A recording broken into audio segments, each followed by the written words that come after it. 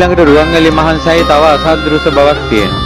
ඒ තමයි රුවන්වැලි සෑයේ මැද මැණික් වලින් බෝධීන් වහන්සේ මේ නිර්මාණය කරලා ඒ බෝධීන් වහන්සේගේ වටේ රත්තරණින් කරපු බුදු පිළිම 16ක් තියෙනවා. ඒ බුදු පිළිම කෙලින්ම ඉස්සරහා සෑයේ මෙහෙම මැදින් කෙලින්ම පේසාවල් වලින් ඉස්සරහා අපි ඇවිදින මළුවේ සිරිපතුලක් කියලා තියෙනවා. ඒකට සෑයේ වටේට සිරිපතුල් 16ක්.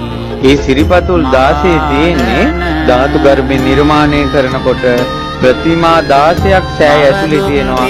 ඒ ප්‍රතිමාව දෙලින්ම තමයි මළුවේ සිරිපතුලක් කියලා තියෙන්නේ. ඒ සිරිපතුලට වැන්දම ප්‍රතිමාවට වඳින විදියට. මේ රුවන්වැලි සෑය මළුවේ ඇතුලේ මැණික් ගල් 4ක් තියෙනවා. මේ ලෝකේ කිසි කෙනෙකුට මිල කරන්න බෑ මේ මැණික් ගල් 4.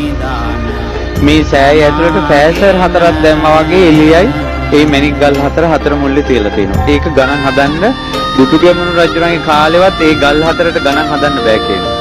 අදටත් ධාතු වංශේ තියෙනවා රුවන්වැලි සෑය ඇතුලේ තියෙන මේ මැණික් ගල් 4 වටිනාකම ඒ රජ කාලෙවත් ගණන් හදන්න බෑ කියලා. ඊළඟට දුටුගැමුණු රජුරෝ සක්දෙවිඳුගේ කරඬුවේ ධාතු ද්‍රෝණයක් ධාතුන් වහන්සේලා ඇතුලේ පැදකුණු කරලා අධිෂ්ඨානයක් කළා මේ උතුම් සෑරජානන් වහන්සේ බොහෝ දෙනාට සිත සල්සන බව සත්‍ය නම් අපි බොහෝ පින් රැස් කරගත්ත බව සත්‍ය නම් මගේ ශ්‍රද්ධාව සත්‍ය නම් මේ ධාතුන් වහන්සේලා කරඬුවේ තියෙන්නේ නැතුව ධාතුන් වහන්සේලා එළියට ඇවිල්ලා බුදුරජාණන් වහන්සේගේ රූපේ මැවෙන්න ඕන කියලා. අර ධාතුන් වහන්සේලා කරඬුවෙන් උඩට මතුවෙලා බුදුරජාණන් වහන්සේගේ රූපේ ධාතුන් වහන්සේලාගෙන් සැකිල්ල හැදිලා ඉරිදියෙන් මස් නහර කෙස් පවා පිහිටියා. තුන් ලෝකෙම බුදුරජාණන් වහන්සේගේ රූපේ ඒ විදිහටම මැවිලා තියෙනවා ඇතුලේ මේ රුවන්වැලි මහා සෑරජානන් වහන්සේ තුල. ඇස්පිය හෙලන්නේ නැති මොහොත පමණයි තොල් කොට සංගල සොලවන්නේ නැති මොහොත පමණයි හුස්ම ගන්න නැති පමණයි එපමණකින් බුදුරජාණන් වහන්සේ පිරිනුවම් පාලා අර රූපේ විදිහටම රුවන්වැලි මහා සෑය ඇතුලේ තිබෙනවා.